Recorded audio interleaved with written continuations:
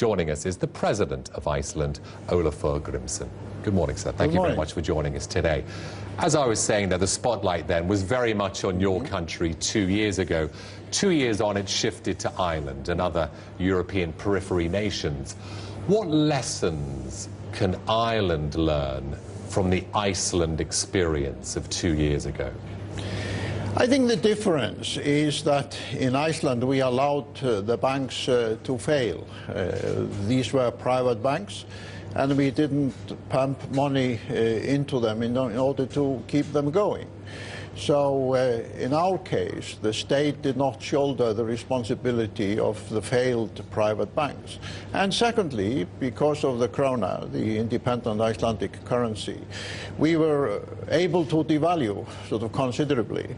So the export sectors, the fishing sector, the energy sector, the tourism sector, the IT sector, have in fact had quite a good time since the collapse of the banking system. And that's why the Icelandic economy is now coming out of this crisis earlier and stronger than anybody expected. The problem is, though, Ireland, Greece, Portugal, Spain, they can't devalue their currency, can they? So that puts them in a bit of a straitjacket. Does that concern you that they don't have the ability to devalue their currency and export their way out of trouble?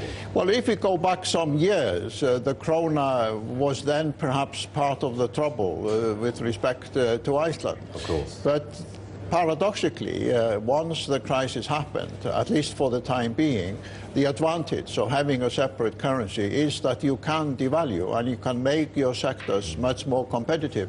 And that is what has happened in my country, and therefore Iceland is faring much better than anybody expected. You, of course, have just begun talks with the EU about ultimately joining the European Union project. Has what's happened in the last 6 months with Greece and Ireland, has this European sovereign debt crisis make you and your nation doubt that actually maybe keeping out of the EU might be better for us as a country?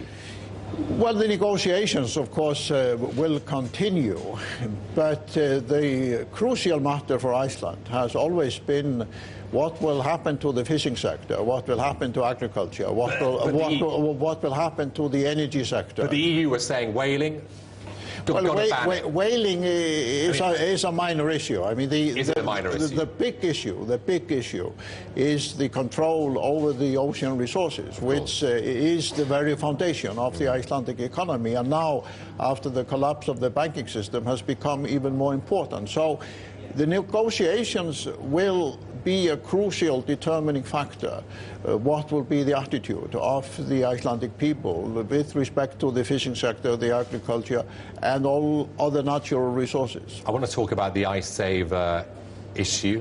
Of course, I understand you're, as a country, still in negotiations with the UK, with the Netherlands, about paying back the depositors of Icesave. How close are we to a resolution of these discussions? Well, the most significant factor is that the British and the Dutch have now recognized that the stand they took in 2008 and 2009 was fundamentally unfair.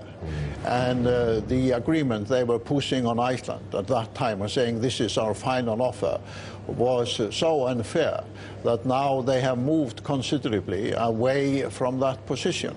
So we will have to see what becomes the final outcome. But the important factor is this, as we see now in the crisis in the other European countries, and that is the fundamental question. How far can we ask ordinary people, farmers and fishermen and teachers and doctors and nurses, to shoulder the responsibility of failed private banks?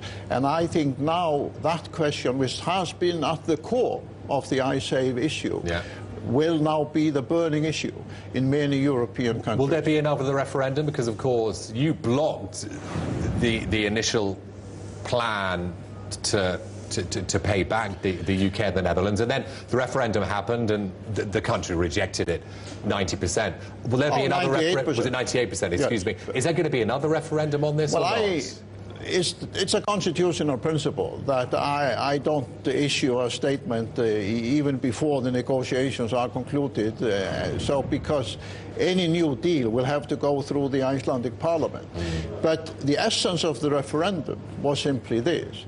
If the people of Iceland are being asked to pay for the failure of a private bank, they should also have a say in the final outcome. So I don't think any deal which will not be in harmony with the will of the Icelandic people is viable. Last question. IMF loan, of course, as we started the interview with, you of course, have received an IMF loan. Well, my question is, will you receive all of it? Do you need the final tranche? No, I think, in fact, we have been doing much better than anybody expected. We have really outperformed on every criteria within the IMF program. So Iceland is now in much better shape and might be even sometime next year be able to wave goodbye to the IMF. Yeah. And Ireland's big concern, of course, was losing their sovereignty. That's what the uproar has been in Ireland.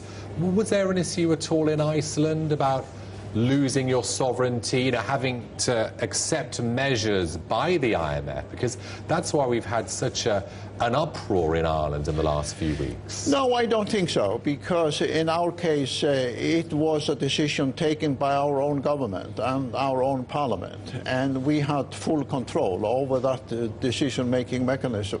But fundamentally, this is not just a financial crisis, it's also a fundamental test of our democratic systems. Olafur Grimsson, President of Iceland, thank you very much for joining us today.